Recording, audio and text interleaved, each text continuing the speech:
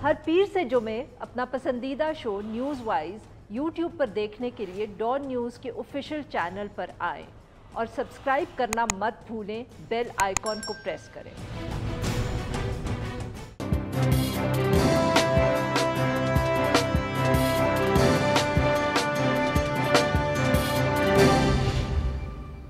Welcome to news wise, मैं हूं आरिफा नूर। आज प्रोग्राम में सबसे पहले हम जिक्र करेंगे कराची में जो तजावुज़ात का मामला है और इसी हवाले से इंतज़ामी और सियासी इख्तियारात की तक़सीम। आज सुप्रीम कोर्ट की जो कराची की रजिस्ट्री है उसमें गटर बागीचा केस की समाअत हुई। एडमिनिस्ट्रेटर कराची मुर्तज़ा वहाब साहब चीफ जस्टिस गुलजार अहमद साहब की सरबराही में काम करने वाले बेंच के सामने पेश हुए। मीडिया रिपोर्ट्स के मुताबिक जस्टिस अमीन काजी साहब ने ये रिमार्क्स दिए कि गटर बागीचा की जो ज़मीन है वो दरअसल रियासत की ज़मीन है, हुकूमत सिंध की ज़्यादती मिल्कियत नहीं और ये प्रॉपर्टी हर सूरत में रियासत को वापस करना होगी। इस मौके के ऊपर मुर्तज़ा वहाब साहब ने कुछ सख्त अल्फाज इस्तेमाल किए और कहा कि ओपन कोर्ट में हुकूमत के खिलाफ बड़ी बड़ी ऑब्जर्वेशंस दी जाती हैं। इसके ऊपर चीफ जस्टिस साहब जो थे उन्होंने बरहमी का इजहार किया और एडमिनिस्ट्रेटर कराची से कहा कि वो अदालत में सियासत कर रहे हैं जबकि उनका काम है कि वो गैर जानिबदारी के साथ लोगों की खिदमत करें। मीडिया रिपोर्ट्स के मुताबिक अदालत ने मुर्तज़ा वहाब साहब को फौरी तौर पर अदालत से चले जाने के लिए कहा और साथ ही ये ऑब्जर्वेशन भी दी कि वो एडमिनिस्ट्रेटर के ओहदे पे काम करने के लायक नहीं है। अदालत ने यह भी कहा कि वज़ीर आला सिंध को गैर जानिबदार शख्स जो है वो तैनात करना चाहिए और इस हवाले से वो अहकामात भी जारी कर रहे हैं। बाद में मुर्तज़ा वहाब साहब ने अदालत से अपने रवैये पर माफ़ी मांग ली जो अदालत ने कबूल कर ली और उन्हें ओहदे से हटाने के जो अहकामात थे वो वापस ले लिए। इसके साथ साथ सुप्रीम कोर्ट ने कराची के अस्करी पार्क को 2 हफ्तों में KMC के हवाले करने और नस्ला टावर को गिराने का जो अमल है उसको 1 हफ्ते में मुकम्मल करने के अहकामात भी दिए हैं। आज की अदालती कार्रवाई और सिविल एडमिनिस्ट्रेशन के हवाले से जो इख्तियारात की तकसीम है उस इशू पे बात करने के लिए आज हमारे साथ मौजूद हैं बैरिस्टर असद रहीम खान साहब, माहनून हैं, कॉलम निगार हैं, हमारे कॉलीग भी रहे हैं डॉन न्यूज़ पे, और हमारे साथ मौजूद हैं शफी बलोच साहब, नुमाइंदा हैं Dawn News Karachi. Welcome to the show gentleman. Shafi Baloch साहब, सर आपसे गुफ्तगू का आगाज़ करेंगे। आज ज़रा हमें बताएं कि ये अदालती कार्रवाई जो हो रही थी तो आखिर ऐसा क्या हुआ कि मुर्तज़ा वहाब साहब और अदालत के दरमियान इतने सख्त जुमलों का जो था वो तबादला हुआ? हाँ जी बिल्कुल, अदालत ने इससे कबल भी जो है वो तकरीबन 1000 एकड़ पर मुहित गटर बागीचा और इसके अलावा शहर के बड़े और छोटे जो KMC के जेर इंतजाम पार्क है वहां पर तजावुज़ात खत्म करने का अदालत ने ऑर्डर किया था और इसके अलावा रेवेन्यू और दीगर वफाकी और सूबाई इदारों को भी अदालत ने हुक्म जारी किया था कि इन तमाम जो है वो सरकारी जमीनों से एमनेटी प्लाटों से जो है वो तजावुज़ात खत्म करके इस अदालती अहकाम पर अमल दरामद करे और उसकी रिपोर्ट अदालत में पेश करे। लेकिन हर बार जो है वो इन सरकारी इदारों की जानिब से जो है वो कभी कभार ताख़िरी अमल इस्तेमाल किए जाते हैं तो कभी कभार अदालती अहकाम पर अमल दरामद नहीं होता। तो इस वजह से आज अदालत ने इस मामले पर बरहमी का इजहार किया और आज दरख्वास्त गुजार की जानिब से भी अदालत ने कहा गया कि एडमिनिस्ट्रेटर कराची जो है वो आ चुके एक सियासी अपॉइंटी है और उनका सियासी असर भी है। तो इस तरह काम होता नजर नहीं आता क्योंकि गटर बागीचा में माजी में जिस तरह सरकारी KMC के अफसरान को जमीनें अलॉट की गई थी, हालांकि वो गटर बागीचा की सीवरेज वाटर ट्रीटमेंट पर्पज के लिए वो जमीन अलॉट की गई थी तकरीबन ब्रिटिश दौर में और सरकारी नक्शे में भी वो गटर बागीचा की ही जमीन है। लेकिन वहां पर जो है सरकारी ऑफिसर सोसाइटी के लिए जमीन अलॉट की गई थी और इसके अलावा वहां पर बड़ी तादाद में जो वो प्लॉटिंग की भी की गई और तकरीबन 100 एकड़ के आसपास जो है वहां पर तकरीबन 80 से 120 घर की जो है वो कटिंग करके वहां पर रिहायशी पर्पज के लिए भी वहां पर जमीन अलॉट की गई है और सिर्फ इतना ही नहीं वहां पर जो है वो कमर्शियल पर्पज के लिए भी मार्बल फैक्ट्रियों के लिए भी जमीन अलॉट की गई है। तो अदालत ने ऑर्डर किया था। मैं आपकी बात यहाँ काट रही हूँ सर, ये बताइएगा कि ये जो मामला है जो कोर्ट्स के अंदर ऑब्जर्वेशंस भी दी गई कि ये जमीन जो है ये रियासत की है, क्या मतलब कि ये किसकी प्रॉपर्टी थी? ये सिंध हुकूमत की प्रॉपर्टी थी, किसकी थी? जो ये भी एक इशू जो था इसको हाईलाइट किया जजेस ने। जी बेसिकली ये तो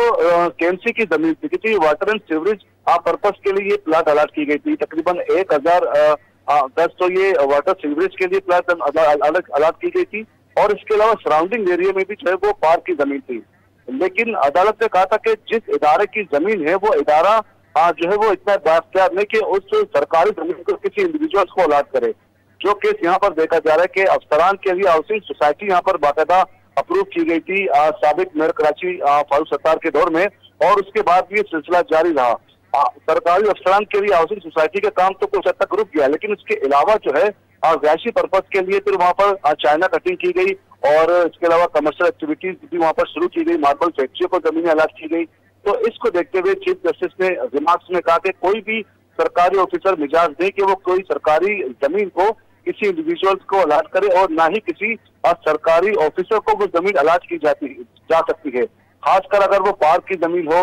या किसी एम्यूनिटी या ग्राउंड की जमीन हो, तो उस जमीन को किसी इंडिविजुअल को अलाट वो जमीन नहीं की जा सकती। इसी तरह अदालत ने जो अस्करी पार्क के हवाले से भी अदालत ने कहा कि अस्करी पार्क की जमीन को जो है वो कमर्शियल पर्पज के लिए इस्तेमाल किया जाता रहा है, तो लिहाजा अस्करी पार्क की जमीन को जो है वो दोबारा KMC के जो है वो इख्तियार में दिया जाए। चूंकि आज कोर 5 की जानिब से भी आज एक ऑफिसर पेश हुए, और उन्होंने कहा था कि KMC के साथ उनका 2005 में मुआहदा तय पा गया था, लेकिन वहां पर भी चीफ जस्टिस ने अपने रिमार्क्स दिए कि ये जमीन जो है वो कमर्शियल पर्पज के लिए इस्तेमाल किया जा रहा है। वहां पर तकरीबन 38 के करीब दुकानें जो है वो तामीर की गई है, तो ये जमीन तो किसी पर्पज कमर्शियल पर्पज के लिए इस्तेमाल नहीं की जा सकती, लिहाजा इस जमीन को भी KMC को वापस से की जाए। तो अदालत ने इस तरह कराची में और भी पार्क हैं, इस तरह के पब्लिक पार्क भी हैं, तो अदालत ने कहा कि अगर यही सूरत तैयार रही तो उन पार्क को भी इंडिविजुअल्स को अलाट और सर अब जरा ये भी बताइएगा कि मुर्तजा साहब से जो सख्त जुमलों का तबादला हुआ वो किस तरह शुरू हुआ और क्यों हुआ? आज एक मौके पर जो है वो गटर बागीचा के दफात गुजार ने अदालत को कहा कि मुर्तजा वहाब जो है वो सरकारी दबाव में आकर जो है वो अदालती अहकाम पर अमल दरामद नहीं कर पा रहे, अभी तक जमीन जो है वो वाजियात नहीं कराई जा सकी। इस बयान पर अदालत ने सख्त बरहमी का इजहार किया, लेकिन मेयर एडमिनिस्ट्रेटर कराची मुर्तजा वहाब ने कहा कि अदालत की जानिब से इस तरह के सख्त रिमार्क्स आते हैं कि जिससे पब्लिक लोगों में एक अजीब तासुर पैदा होता है हुकूमत के बारे में कि हुकूमत मतलब इस तरह बिल्कुल नाइल हो चुकी है। तो इस हवाले से कुछ सख्त जुमलों का भी हम कह सकते हैं कि तबादला हुआ, जिस पर अदालत ने सख्त बरहमी का इजहार किया, और अदालत ने एडमिनिस्ट्रेटर कराची को कहा कि आपको जो अहकाम जारी किए जाते हैं आप उन पर अमल दरामद कराएं, यहाँ पर आप आके तो ना कोई सियासी बयानबाजी करें और ना ही इस तरह कुछ वजाहतें पेश करें, आपका काम जो है उसी कानूनी हदूद में रह के काम करें। तो एक मौके पर अदालत ने कहा कि हम वज़ीर आला सिंध को भी अहकाम जारी करते कि वो फौरी तौर पर जो आपको इस ओहदे से हटाए, क्योंकि आप इस ओहदे के अहल नहीं है। लेकिन बाद में एडवोकेट जनरल सिंध के अमरा जो है उन्होंने जाके अदालत से माफी मांगी, गैर मशरूत, जो अदालत ने उनकी माफी कबूल की। जी असद साहब, आप इस सारे मामले को सर कैसे देख रहे हैं, जो ये सारा आज मतलब कि जिस तरह की ऑब्जर्वेशंस आई मुर्तज़ा वहाब साहब की अपॉइंटमेंट के हवाले से? अब वही बात हम बार बार करते रहते हैं, बट बहस इस पे करते रहते हैं कि ये कैसे हम डिटर्मिन करें कि ये एग्जीक्यूटिव का यहाँ क्या हक है कि वो किसको कौन सी पोस्ट पे अपॉइंट करें, और जुडिशरी उसके अंदर किस हद तक जो है वो उसके ऊपर ना सिर्फ सवाल उठा सकती है बट इस तरह के कमेंट्स भी दे सकती है। फिर एक दफ़े उस तरह की अब हम डिबेट्स में पढ़ रहे हैं जो इफ्तिखार चौधरी साहब के ज़माने में हम जिस तरह की बहस एक देखा करते थे एग्जीक्यूटिव और जुडिशरी के हवाले से। थैंक यू आरफा साहिबा, आपने बिल्कुल ठीक कहा। इफ्तिखार चौधरी साहब के दौर से लेकर आज तक ये एक सिलसिला है, और जो मुर्तज़ा वहाब साहब बात करते हैं सख्त रिमार्क्स की, इसमें भी अदालत उज़्मा का एक मकसद है, और मकसद ये है कि जो हमारे ऑर्डर्स हैं उन पर अमल दरामद किया जाए। पाकिस्तान पीपल्स पार्टी के पीछे भी एक तवील तारीख़ है। यूसुफ रज़ा गिलानी साहब को हटा दिया गया था क्योंकि वो अमल दरामद नहीं कर पाए थे सुप्रीम कोर्ट के ऑर्डर्स पर। जहाँ तक अपॉइंटमेंट्स की बात है, मुर्तज़ा वहाब साहब एक सीजनड वकील भी हैं, माहिर कानून भी हैं। पहले जब वो कानून के मुशीर थे तो तब भी अदालत उज़्मा ने सवालिया निशान उठाए थे तकर्री के मुतालिक, उनकी अपॉइंटमेंट के मुतालिक। यहाँ लेकिन जो इशू है वो और है, और वो ये है कि सिंध ने बहुत देर से इलाकाई हुकूमतों के जितने भी इख्तियारात हैं उनको अपने पास रख लिए हैं। اس کے نتیجے میں جو ایڈمنسٹریٹو کنفیوژن ہوتی ہے وہ اب سب کے سامنے ہے. اور جب عدالت عظمیٰ میں اس طرح کے کیسز آتے ہیں, اور یہ ایک طویل فہرست تھی آج, اس میں مختلف کیسز تھے, نسلہ ٹاور بھی تھا, جم خانہ بھی تھا, اس میں جو صحافی صاحب نے بھی جو ذکر کیا, کراچی شہر کورسپونڈنٹ صاحب نے بھی جو ذکر کیا تھا, گٹر باغیچہ کا بھی کیس تھا, یہ تمام کیسز ان کے متعلق عدالت عظمیٰ چاہتی ہے کہ اب انکروچمنٹ سے آزاد, قبضہ مافیا سے پاک آپ کسی طرح سے کارروائی کریں. اور جب صوبائی حکومت ہاتھ کھڑے کر دیتی ہے تو پھر نہ صرف اسٹرکٹ آبزرویشنز ہوتی ہیں, لیکن پھر کچھ وقت کے لیے, جس طرح آج مرتضیٰ وہاب صاحب کو ہٹا دیا گیا اور پھر ان کی اپالوجی ایکسیپٹ کرنے کے بعد ان کو بحال بھی کر دیا گیا, تو پھر اس طرح کی کارروائی دیکھنے کو ملتی ہے. اس میں جو کور مسئلہ ہے وہ یہی ہے کہ صوبائی حکومت ڈیولوشن نہیں کر پائی, کیونکہ وہ ڈیولوشن نہیں کر پائی تو عدالت عظمیٰ پھر اس طرح کی ڈائریکٹیوز دیتی ہے. بٹ اسد صاحب ویری کوئکلی سر, یہ ڈیولوشن کا جو آپ نے بات کی, یہ الزام تو میرے خیال میں ہر صوبائی حکومت کے اوپر لگایا جا سکتا ہے. اس میں سندھ حکومت آپ کے خیال میں کچھ I mean it's not really more guilty than the rest? سب کا ہی یہی حال ہے کہ لوکل گورنمنٹ کے الیکشن جہاں بھی ہوئے, قوانین جب بھی بنے تو وہ کورٹس کی طرف سے پریشر آیا تو تبھی بنے. بالکل ٹھیک کہہ رہی ہیں. بلکہ وفاقی حکومت کی اگر آپ کارکردگی دیکھیں تو انہوں نے تو علاقائی حکومتوں کو پنجاب میں بھی گھر بھیج دیا, خیبر پختونخوا میں بھی کافی حد تک بے اختیار کیا, اور بلوچستان کی بھی مثال آپ کے سامنے ہے. لیکن بس کیونکہ یہ پنجاب میں اور بلوچستان میں اور خیبر پختونخوا میں بھی یہی سلسلہ دیکھنے کو مل رہا ہے, اس کا یہ مطلب نہیں کہ سندھ لوکل گورنمنٹ ایکٹ ایک بے تحاشا متنازعہ قانون نہیں ہے. آپ اگر دیکھیں گی عارفہ صاحبہ, جو ان کا 2013 کا ایکٹ تھا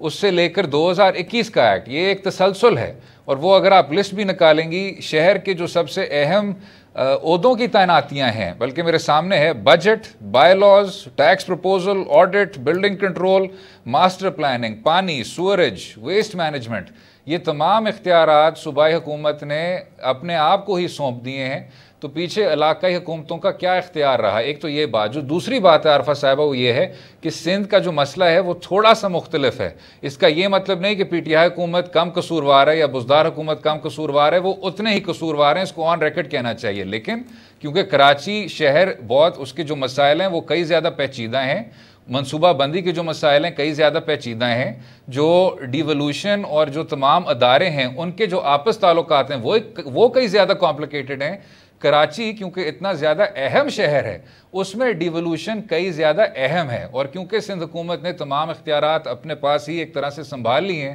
اسی وجہ سے آپ کو نظر آتا ہے کہ عدالت عظمیٰ میں یہ ایک اتنا بڑا ایشو بن جاتا ہے باقی ڈیوالوڈ صوبوں کی نسبت. جی ناظرین, یہاں پہ لیتے ہیں ایک چھوٹا سا بریک, جب بریک سے واپس آئیں گے تو مہمانوں سے گفتگو جاری رکھیں گے. اسٹے ود اس.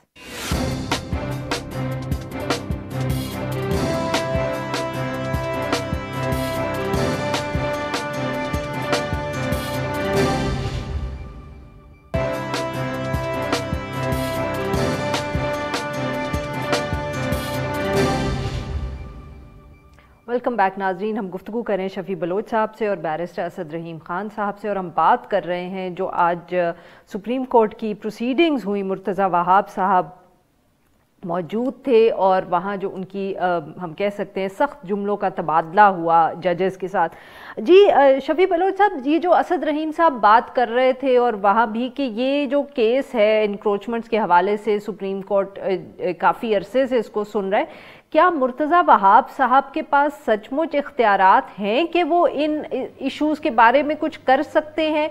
یا مسئلہ جیسے کچھ اور لوگ جس طرح پوائنٹ آؤٹ کرتے ہیں کہ یہ اب اتنے سالوں کے اوپر اگر اس طرح کی تجاوزات ہو چکی ہیں, بن چکی ہیں, تو شاید اتنا آسانی سے حل ہو نہیں سکتا کہ کورٹ سے آرڈر آئے اور آپ بلڈنگ گرا دیں, لوگوں کو بے گھر کر دیں. ایشو اصل میں یہاں کیا ہے سر؟ ہاں جی, اس سے پہلے جب وسیم اختر صاحب وہ میرے کراچی تھے تو انہوں نے کئی بار سپریم کورٹ میں کہا کہ ان کے پاس اختیارات ہیں نہیں, اور بعض معاملات پر سپریم کورٹ نے جب کسی بھی شہری ادارے کو جو ہے وہ اس طرح کے آپریشن کے لیے جب احکامات جاری کیے تو وہاں پر ساتھ ہی ساتھ عدالت میں ڈی جی رینجرز اور آئی جی سندھ کو بھی جو ہے وہ احکامات جاری کیے تھے کہ وہ کسی بھی صوبائی یا شہری ادارے کے ساتھ جو ہے وہ जॉइंट वेंचर में जाके वो ऑपरेशन करे। जिस तरह हमने देखा कि शहर के मुख्तलिफ इलाकों में खासकर कराची की असल बहाली से मुतालिक जब ये मामला इससे पहले जस्टिस साकिब निसार के दौर में जब ये मामला उठा था तो उस वक्त भी अदालत ने डीजी रेंजर्स और राजीव सिंह को हिदायत जारी किया था कि वो केएमसी और इसके अलावा शहरी इदारों के साथ मिलकर जहां जहां कब्जा है उन्हें छुड़ाने के लिए वो इन्हें जो है वो नफरी फराम करें।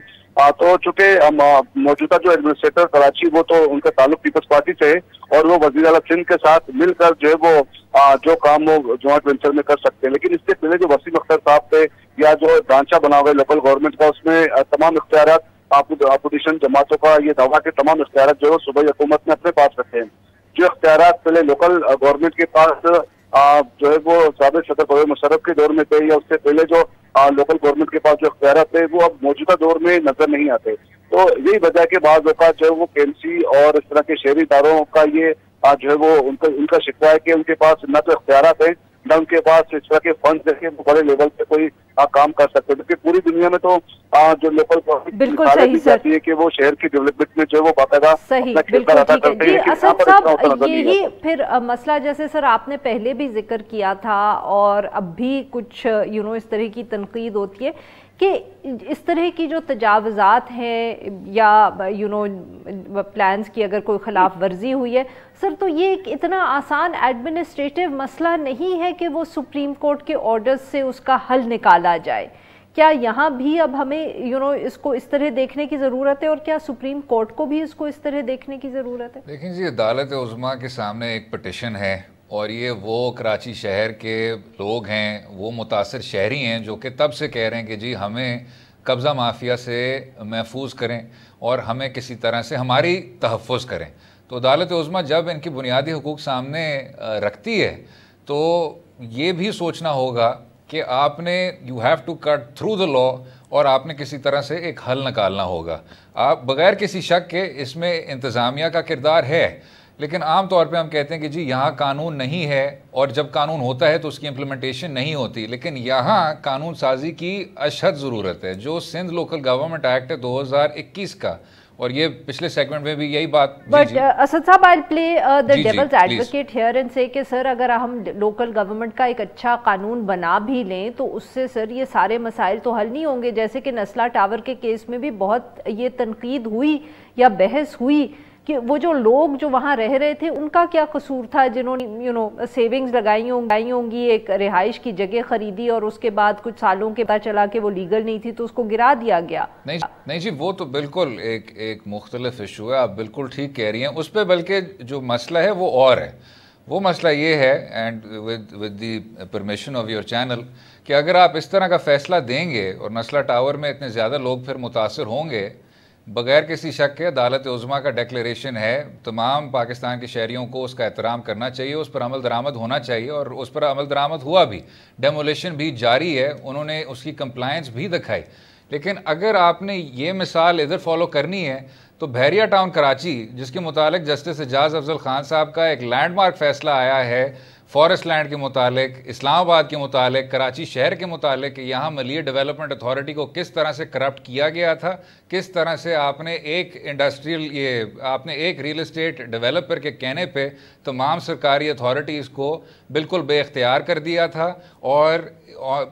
बग़ैर किसी कंसिडरेशन के, बग़ैर किसी रिसोर्स एलोकेशन के आपने ये म्यूटेशन कर दी थी। तो उसका जो अमल दरामद का ऑर्डर था उसमें तो ना सिर्फ नैब के रेफरेंसेस भी रोक दिए गए, ना सिर्फ बहरिया टाउन की इंतज़ामिया के मुतालिक कुछ किया भी नहीं, और साथ में जो आपके अलॉटीज़ थे आपने उनके किस्तों के ज़रिए ही एक फार्मूला बना दिया कि जी ये आप वापस पैसे इसी तरह देते जाएं। और बहरिया टाउन की इतनी ज़्यादा उसमें कन्वीनियंस देखने को मिली कि एक काफ़ी बड़ा कॉन्ट्रडिक्शन था अमल दरामद के फ़ैसले में और जस्टिस एजाज अफजल खान साहब के ओरिजिनल फ़ैसले में। तो सवाल वही उठता है, अगर आपने इस तरह की डेमोलिशंस करने, तमाम इंक्रोचमेंट्स को गिराना है, तो वो लोग जो सबसे ज़्यादा आपके मुअस्सर हैं, बाअसर हैं और जो पूरी की पूरी सूबाई हुकूमतों को एक तरह से अपने लाए अमल तय करवा सकते हैं और अपने इक़दामात उनसे ले सकते हैं, उसमें कुछ कंसिस्टेंसी की बहुत ज़्यादा ज़रूरत है। That's not a local government problem, उसमें जुडिशल कंसिस्टेंसी होनी चाहिए। बहुत बहुत शुक्रिया हमारे दो मेहमानों का, उन्होंने हमसे गुफ्तगू की। नाजरीन, यहाँ पे लेंगे ब्रेक। जब हम ब्रेक से वापस आएंगे तो हम बात करेंगे 27 दिसंबर की, और जो पाकिस्तान पीपल्स पार्टी के जलसे में बिलावल भुट्टो जरदारी साहब और आसिफ अली जरदारी साहब ने आज खिताब किया। Stay with us.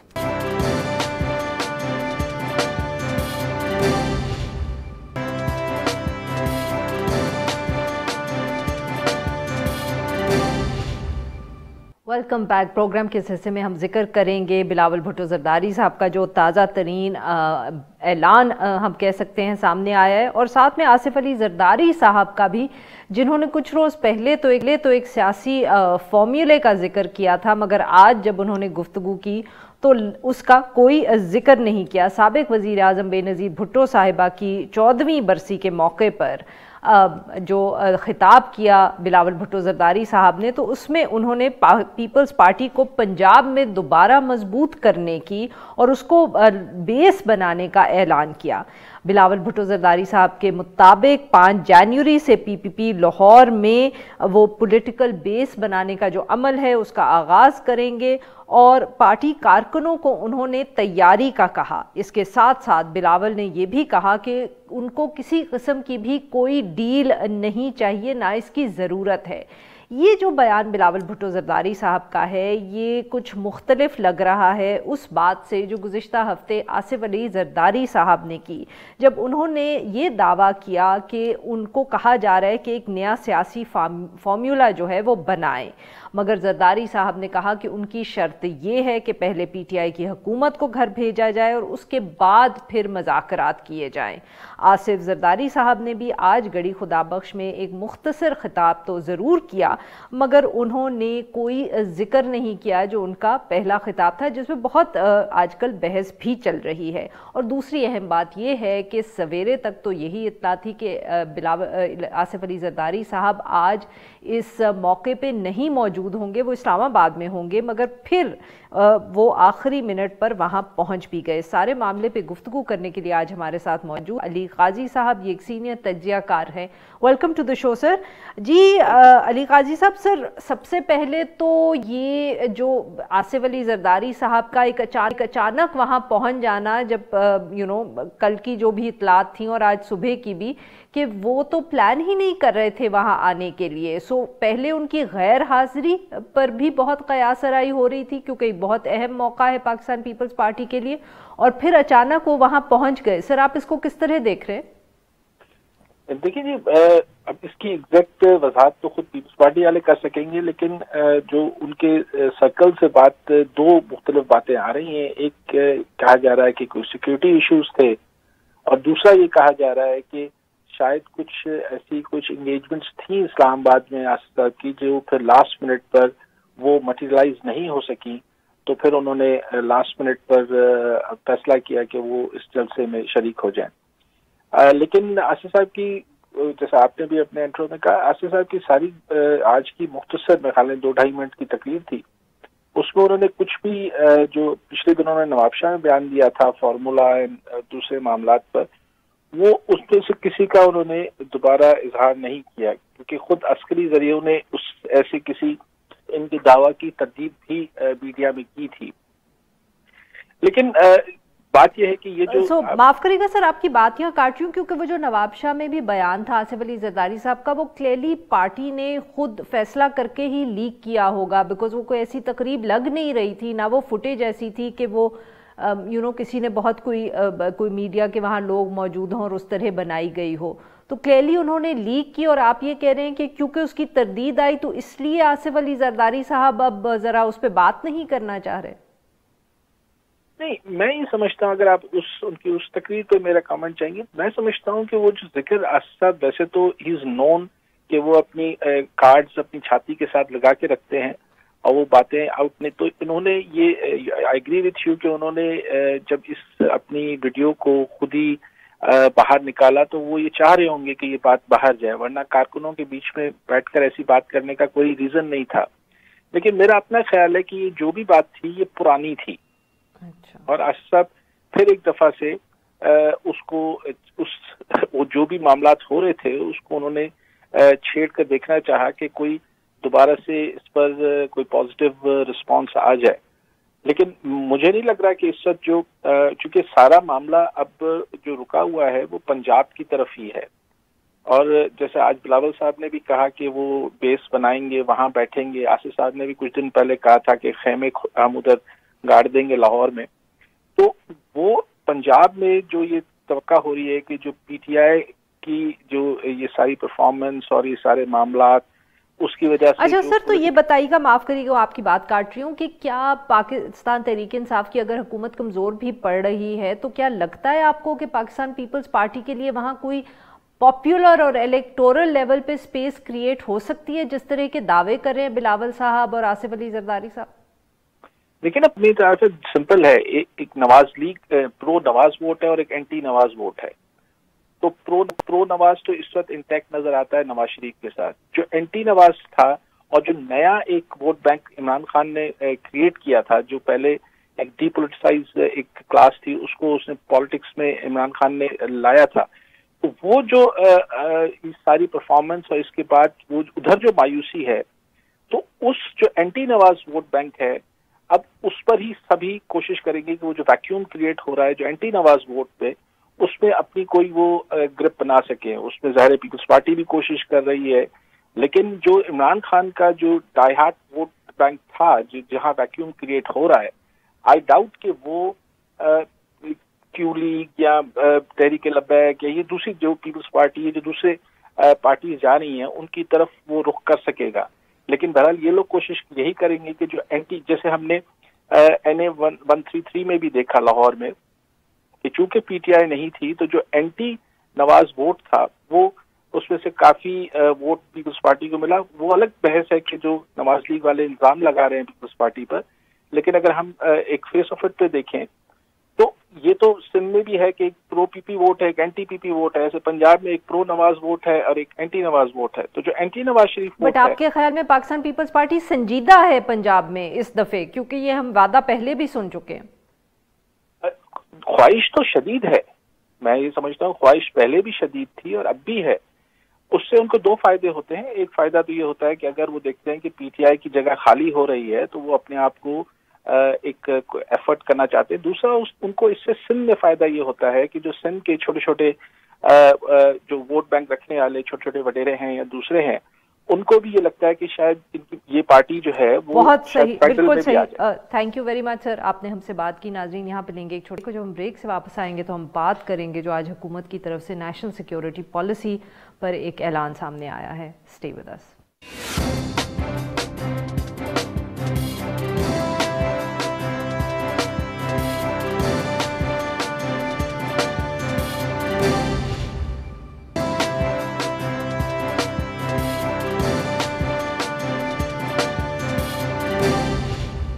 Welcome back. Programme کے آخری حصے میں ہم ذکر کریں گے پاکستان کی پہلی قومی سلامتی پالیسی جو آج قومی سلامتی کمیٹی کے اجلاس میں منظور کی گئی ہے۔ کہا جا رہا ہے کہ کل کیبنٹ میں پیش ہوگی۔ یہ پہلی 4 سالہ قومی سلامتی کمیٹی ہے اور کہا جا رہا ہے کہ معاشی سیکیورٹی بھی اس کا حصہ ہوگی۔ اس حوالے سے بات کرنے کے لیے آج ہمارے ساتھ موجود ہیں شہزاد چودھری صاحب، سینئر تجزیہ کار ہیں۔ ویلکم ٹو دی شو سر۔ شہزاد صاحب،